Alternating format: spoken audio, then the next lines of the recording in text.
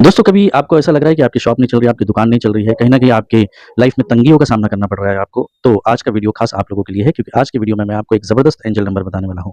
और ये angel number आपको अपने लेफ्ट हैंड पर कहीं पर भी लिख लेना है क्योंकि ये मैं फ्रंट कैमरे से शूट कर रहा हूँ, तो ये मेरा लेफ्ट नहीं राइट है। ये लेफ्ट हैंड है, आपको राइट दिखाई दे रहा है। तो आपको अपने लेफ्ट हैंड के ऊपर ये चीज़ लिख लेनी है, ये नंबर लिख लेना है और ये एंजल नंबर चमत्कारी तरीके से आपके जीवन में काम करेगा क्योंकि ये आपकी शॉप और दुकान को चलाएगा। और ये एंजल नंबर है, देखिए थोड़ा ध्यान से देखिए, एंजल नंबर है 83, 35, 36 और 21।